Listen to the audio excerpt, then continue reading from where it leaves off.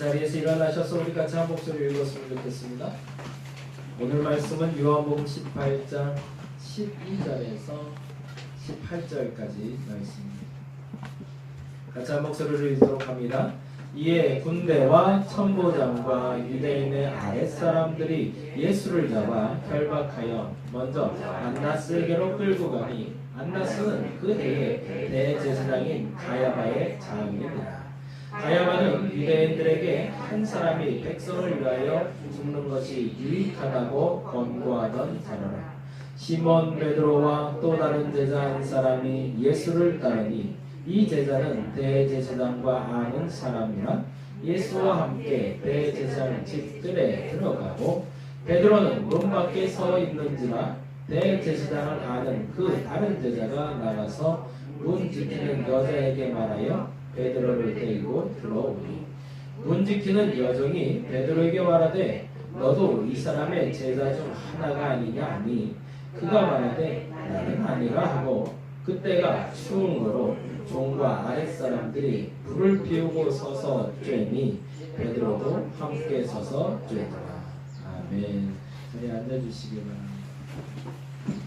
내 안에 또 다른 내가 있음을 알게 될 때라는 제목으로 오늘 같이 말씀 나누려고 합니다. 내 안에 또 다른 내가 있음을 알게 될 때. 오늘 함께 볼 책은요, 앞서 광고 시간에 말씀드린 대로 지킬 박사와 하이드. 정확한 원제는 지킬 박사와 하이드 씨의 이상한 사건이라는 제목을 갖고 있고요. 1886년도에 초판이 발행됐습니다. 지은이는 스티븐슨이고요. 지금 이 표지는 더 스토리에서 네, 제 설교 듣고 계신가 보군요.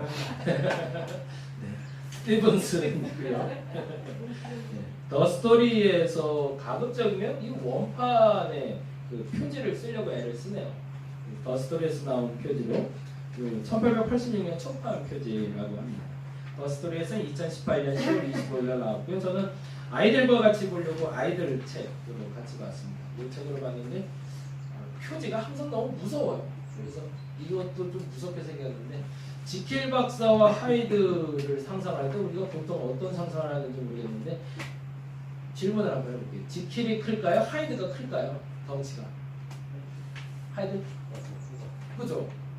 그렇게 상상을 하는데 소설 속에서는 하이드가 작습니다. 그러니까 지킬은 노년의 좀 배불뚝이 의사 선생님이시고요. 그리고 하이드는요 키가 작은 청년 등장해요. 이제 얼굴이 어두울 뿐이지 덩치가 크진 않아요. 근데 우리가 그 상상을 하게 되는 가장 결정적인 힌트는 헐크 때문에 그렇습니다. 네, 이제 헐크가 여기서 나온 그 시작점에 등장 인물이 되죠.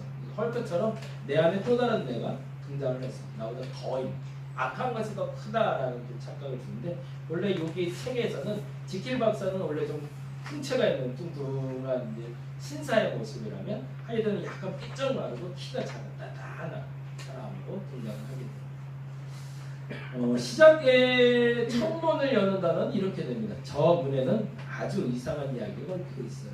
그래서 사람들이 궁금증을 자아내고 있어요. 이 얘기 잠깐 좀 읽어드릴게요. 한번 들어보세요. 어느 겨울날 새벽 3시쯤 저는 볼일을 보러 먼 곳에 갔다가 집으로 돌아오고 있었습니다.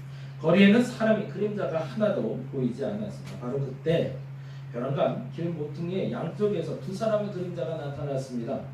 한 사람은 몸집이 작은 사나이였는데 누구였을까요? 하이드죠. 몸집이 작은 사나이였는데 빠른 속도로 걷고 있었고 또 한 사람은 8살이나 9살쯤 된 여자아이였는데 무슨 일 때문인지 내거리를 향해 숨이 차도록 서로 달려오고 있었습니다. 두 사람은 길 모퉁이에서 막 부딪혔지요. 그리고 그 작은 사나이는 자기와 부딪혀서 쓰러진 여자아이의 몸을 그대로 짓밟아 버렸답니다. 땅바닥 쓰러진 아이가 비명을 질렀지만 녀석은 아무렇지도 않은 태도로 그냥 지나쳐버리는 게 아니겠습니까?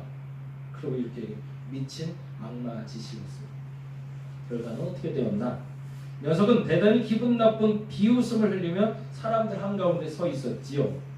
당신들은 이 일을 이용해 내게 한몫을 벌어보겠다는 속셈인데 좋소. 나도 체면이 있는 사람이니 괜히 소동 일으키지 말고 얼마가 필요한지 액수를 얘기해서 돈을 해결하려고 합니다.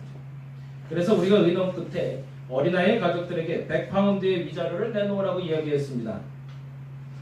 그러자 그때 녀석의 손에는 금화 10파운드와 쿠츠 은행 수표 90파운드가 들려있었죠. 수표에 서명된 이름은 사실은 그것이 제 이야기의 핵심입니다만 바로 지킬 박사님이었습니다. 라고 독자들에게 이 사람이 누구인지, 이 사람과 지킬이 어떤 연관이 있는지를 설명하고 있습니다. 그리고 더 두 번째 챕터에 이렇게 되어 있어요. 유언장 얘기가 나오는데요. 그날 저녁 어터스는 우울한 기분, 어터스는 이 지킬 박사의 변호인입니다. 그러니까 이제 유언부터 시작해서 집안의 모든 대소사의 법적인 관계를 돌봐주는 사람입니다. 집으로 돌아왔습니다. 식탁에 앉았지만 식욕이 조금도 나지 않았습니다. 그러나 그날 밤에는 식사가 끝나자 그 촛대를 들고 서재로 갔습니다. 그는 중요한 서류를 넣어두는 금고 안에서 지킬 박사의 유언장이라고 쓰인 봉투 하나를 꺼냈고, 그리고 그 봉투 안에서 서류를 꺼내 걱정스러운 듯 살펴보기 시작했습니다. 유언장의 내용은 다음과 같습니다. 라고 적혀 있었습니다. 헨리 지킬의 사망 시 그의 모든 소유물을 그의 친구이자 후원자인 에드워드 하이드에게 나눴다. 여러분이 잘 알고 있는 대로 이 이야기는 지킬 박사라는 한 박진, 영국 신사죠. 모범적인 사람이고 사람들에게 존경받는 한 남자가 있었는데, 그 남자가 약물을 먹고 사람이 변하면 하이드라는 인물로 변화돼서 세상에 그런 악당이 없을 만큼 악당으로 변하는 장면, 여러분이 잘 알고 있는 얘기죠. 그런데 그 얘기는 크게 세 가지를 우리에게 알려주고 있습니다. 첫 번째 것만 같이 한번 읽어볼까요? 같이 읽어보겠습니다. 지킬은 이중적인 삶, 곧 쾌락을 탐닉하면서도 도덕적인 삶을 살고자 했다는 게 시작이었습니다. 여기서 우리가 지킬 박사와 하이드를 보면서 지킬은 원래 착한 사람, 그리고 하이드는 원래 나쁜 사람, 이렇게 구별하는데요. 책에서는 그렇게 얘기하고 있어요. 지킬은 원래 부유한 집에서 태어났고 건강한 교육을 받았고, 그래서 자수성가가 아니라 정말로 부유한 풍요로운 삶을 평생 살아온 사람인데, 그 안에 어려서부터 가지고 있었던 마음이 있었답니다. 나쁜 짓을 하고 싶다, 일탈하고 싶다. 근데 사실은 약을 먹어서 하이드가 된 게 아니라 자기가 일탈을 하고 싶어서 약을 먹게 됐다. 지킬은 이중적인 삶, 곧 쾌락을 탐닉도 하고 싶었고요. 그런데 도덕적인 삶도 살려고 그랬어요. 왜 그랬을까요? 쾌락을 탐닉하는 이유는 나를 위해서였다면, 도덕적인 삶은 다른 사람들을 위해서 그렇게 살아왔던 거죠. 다른 말로 하면 이렇게 표현할 수 있을 것 같아요. 지켜야 하는 것과 벗어나고 싶은 것에 대한 갈등이었던 것. 그걸 우리는 의무와 권리라고 얘기합니다. 지켜야 하는 것들이 있고요. 우리의 삶 속에 벗어나고 싶은 것들이 있어요. 여러분 어떤 삶에서 좀 벗어나고 싶으세요? 보통 사람들이 이런 것 때문에 벗어나고 싶어요. 학생으로 공부하는 거. 우리 하람이 하원이가 제일 싫어하는 걸 거예요. 이거 학생이 아니었으면 좋겠다고 생각할 거예요. 근데 졸업하고 나면 제일 하고 싶은 게 공부더라고요. 공부가 제일 쉬웠어요가 아니라 공부할 때가 세상 제일 좋았어요. 딴 걱정 안 하고 공부만 해도 되니까. 근데 공부 안 하는 시간, 공부 안 하는 나이가 되고 나니까요, 공부 안 하는 게 얼마나 힘든 건지 알겠어요. 학생으로서 공부하는 건 당연한 의무입니다. 근데 사람들은 벗어나고 싶어요. 부모에게 효도하는 건 당연한 거죠. 근데 그 당연한 걸 여러분 하시나요? 안 돼요, 잘. 이상한데요. 나는 잘하려고 한다고 말하지만, 근데 어느 날이면 그냥 좀 안 했으면 좋겠다는 마음이 순간순간 불쑥불쑥 들 때가 있어요. 뭐와 뭐가 갈등하는 걸까요?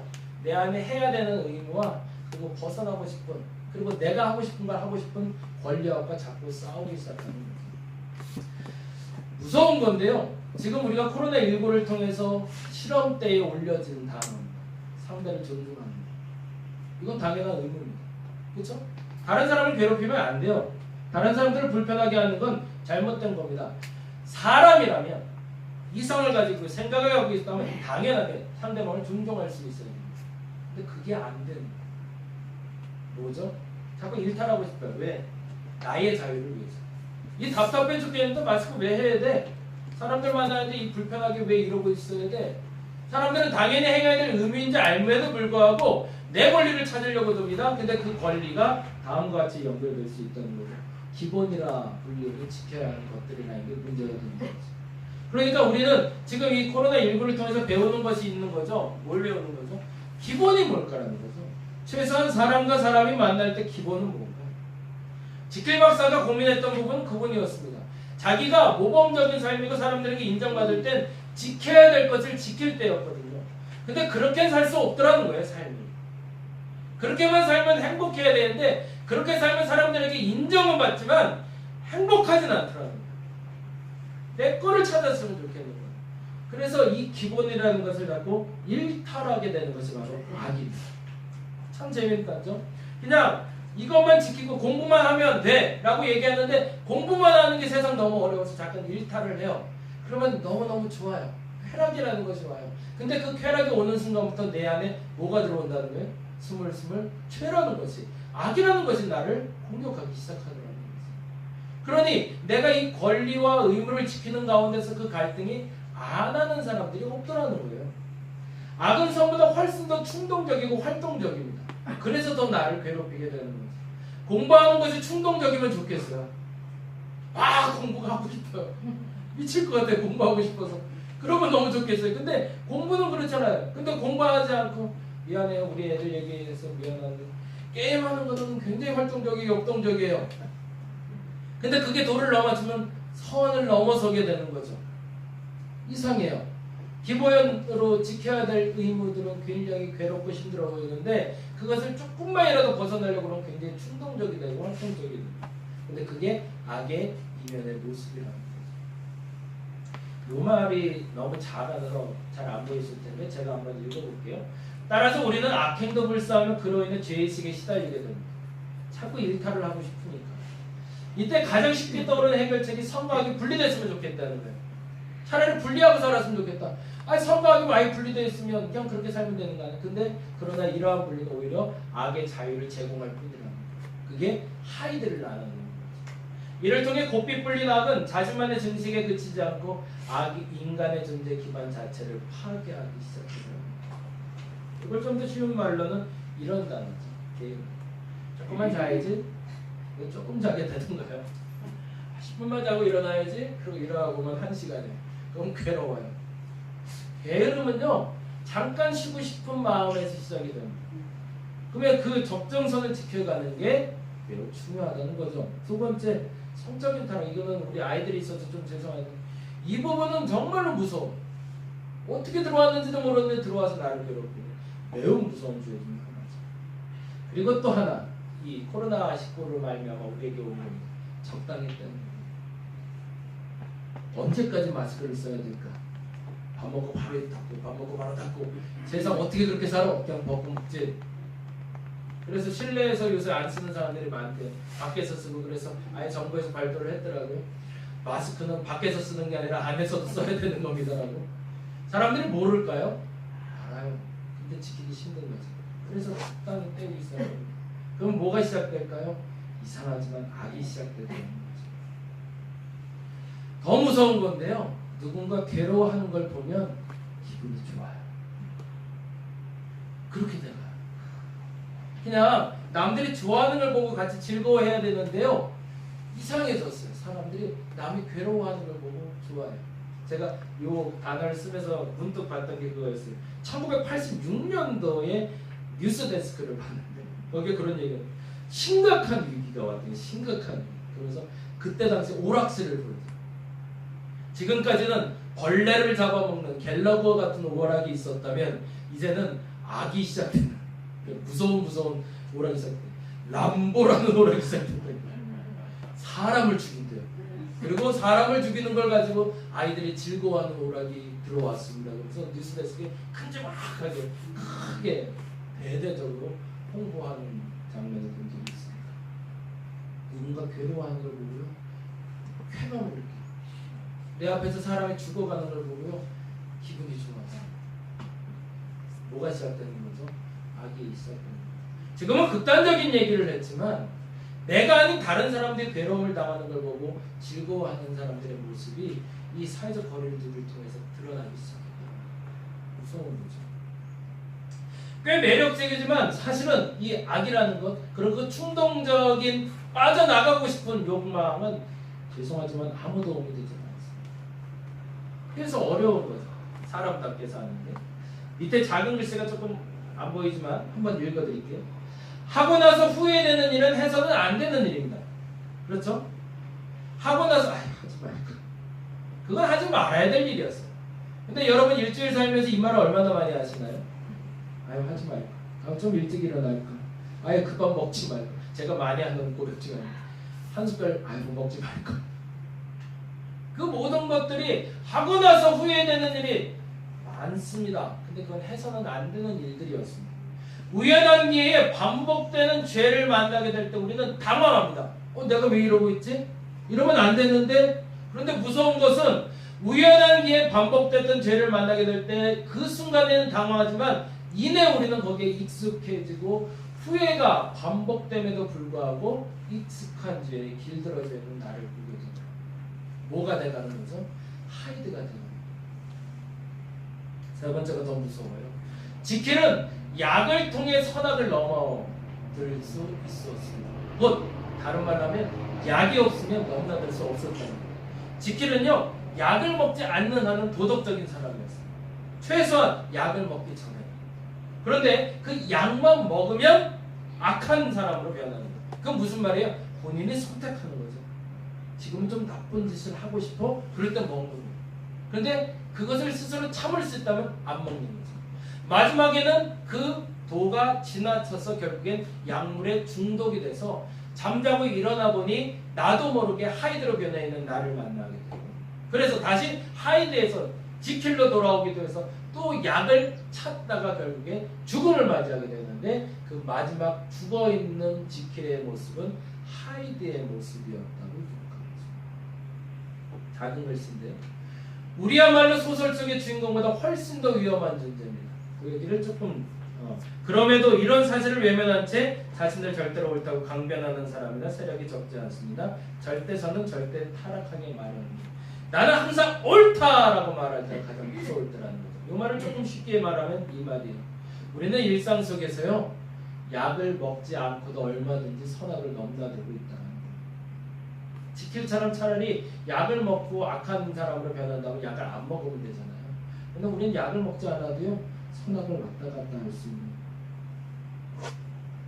그래서 우리야말로 소설 속의 주인공보다 훨씬 더 위험한 존재입니다. 그럼에도 이런 사실을 외면한 채 자신이 절대로 옳다고 강변하거나 그런 사람이 절대 않다는 거죠.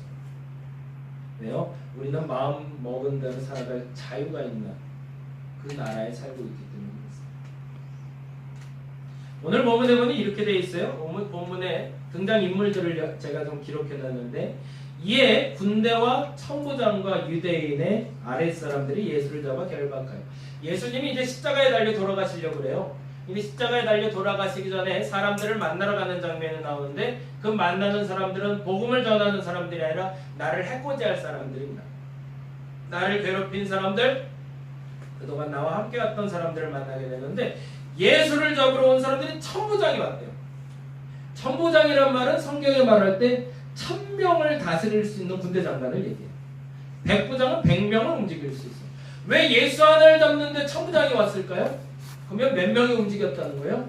천부장이 움직였다는 건 최소한 1000명을 움직일 수 있는 사람이, 그리고 최소한 그만한 인원이 누구를 잡으러? 예수를 잡으러 왔다는 거예요. 그러면 예수님은 얼마나 위협적인 존재인지 알고 있는 거죠.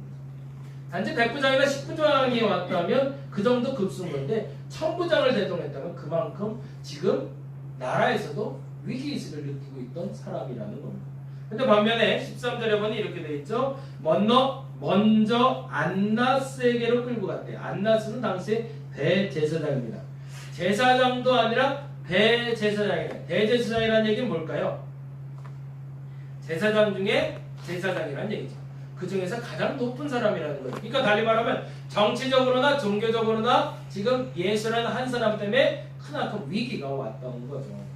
그런데 재미난 단어가 또 하나 기록이 되고 있어요. 15절 같이 한번 읽어볼까요? 같이 읽겠습니다. 시몬 베드로와 또 다른 제자 한 사람이 예수를 따라. 예수님이 잡혀갈 때 베드로가 예수님을 부인한 장면을 우리 너무 잘 알고 있어요. 그렇죠? 몇 번 부인했죠? 3번. 닭이 울기 전에 3번 예수를 부인하는 장면이 나옵니다. 그래서 예수님이 잡히러 간 그때에 예수를 쫓아간 제자는 오직 베드로밖에 없을 거라고 생각을 해요. 근데 그게 아니더라는 거예요.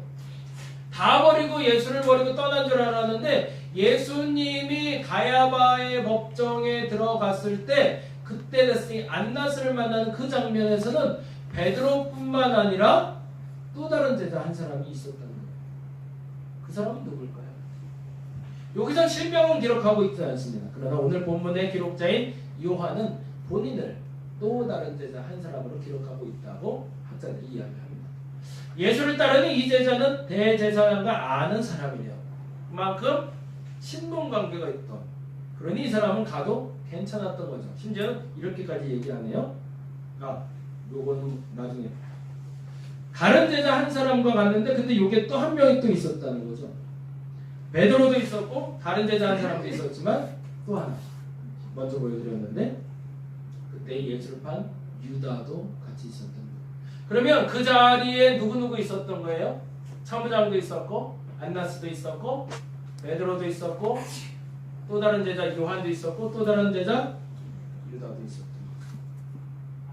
총 5명의 등장인물을 가지고 지금 한번 생각을 좀 해보려고 합니다. 사회적 거리는 누가 제일 가까웠을까요?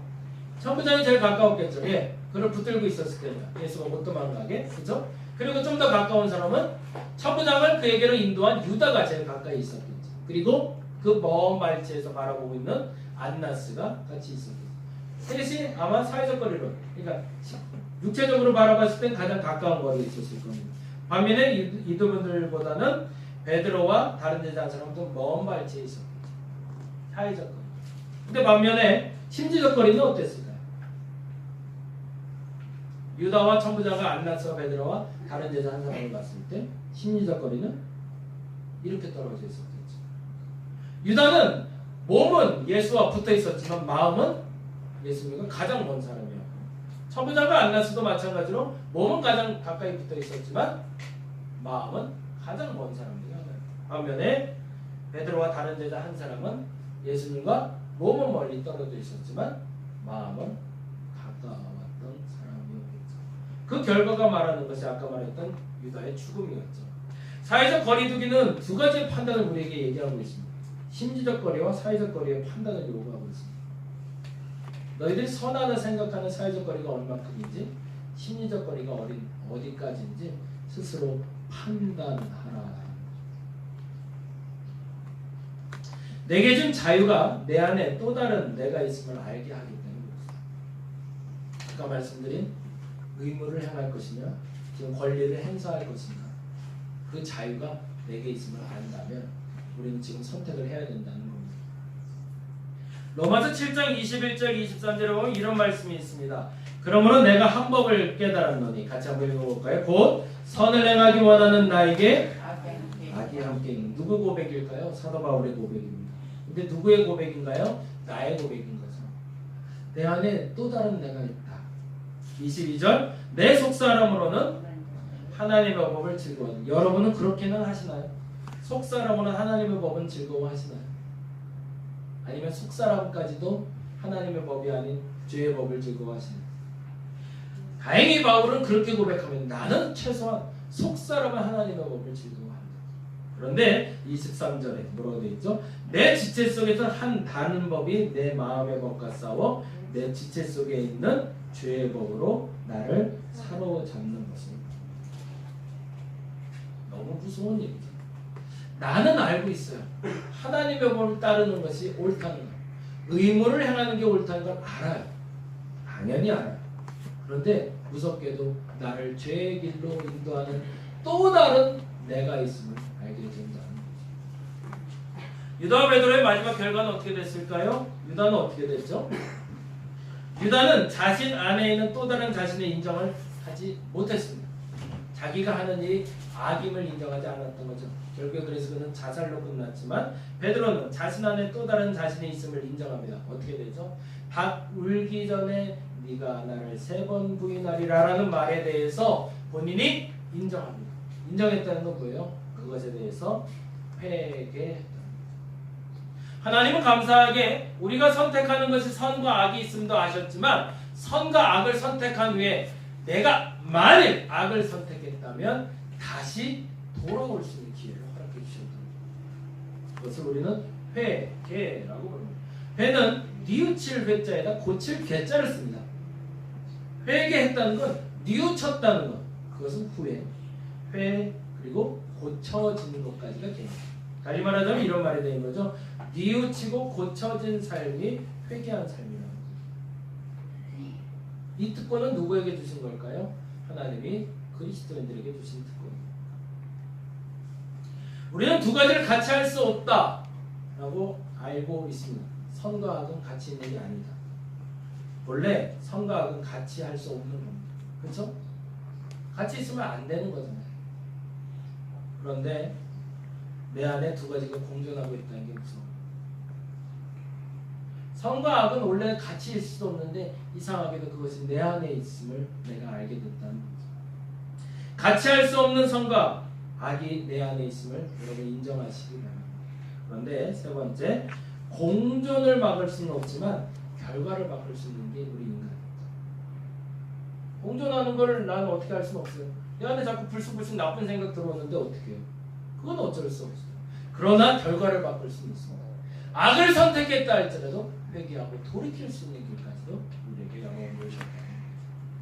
내 안에 또 다른 내가 있음을 안다면 바꿀 수 있습니다. 근데 내 안에 또 다른 내가 있다는 걸 인정하지 못한다면 우리가 안타깝게도 바뀔 수 없다는 거예요. 왜요? 회개할 수 없는 삶을 살아가는 거니까. 인정하는 것과 선택하는 것은 나의 결정권이 있습니다. 그건 누구도 해줄 수가 없습니다. 아무도 몰라요. 제가 보기에도 여기 있는 분들은 다 착해 보여요. 설마 저분들이 나쁜 짓을 할까? 설마 나쁜 생각을 할까? 상상도 못하겠어요. 근데 모르죠. 내가 없는 그 어디에서, 여러분이 없는 그 어디에서 내가 무슨 일을 하고 있는지 아무도 몰라요. 근데 중요한 게 있어요. 그걸 인정하는 사람은 바뀔 수 있다. 근데 그걸 인정하지 않으면 결단코 바뀔 수 없고, 지킬이 하이드로 죽음을 당한 것처럼 나는 그 악으로 마무리할 수밖에 없다는 거예요. 회개라는 단어 다시 한번 점검해 보시기 바랍니다. 그래서 오늘 이렇게 기도하길 원합니다. 내 안에 선악의 공존함을 인정하고, 나 원래 나빠, 나 원래 좋은 사람 아니야, 좋은 것만 있으면 좋겠는데 그렇지 않구나 라는 걸 인정하는 저와 여러분 되시기 바랍니다. 그리고 두 번째 더 중요한 게 있죠. 회개를 통해서 최선의 선택으로 후회 없게 해달라. 잘못된 걸 알았는데 인정하면 돌아갈 수 있습니다. 근데 이걸 인정을 못하니 돌아갈 수가 없는 거죠. 지키는 알았어요. 약을 먹지 말아야 된다는 거, 더 이상 먹으면 안 된다는 걸 알았어요. 근데 어느 날부터인가 끊지를 못하겠는 거예요. 그리고 어느 날은 충동적으로도 마시게 되더라는 거죠. 우리 마음에도 똑같이 나는 하기 싫다고 말하고 있지만 그러나 또 다른 내가 나를 이끌어갈 때 거기에 쓸려가고 있는 나를 보게 되었을 때 여러분이 인정하고 회개하고 돌아올 수 있는 시간이 되시기 바랍니다. 그러자면 제일 필요한 게 뭘까요? 오늘을 정직하게 살아내는 겁니다. 원래 내 안에 선과 악이 있다. 그러나 이 공존하는 선과 악을 나는 만들어 지워버릴 수는 없지만 선택할 수 있다.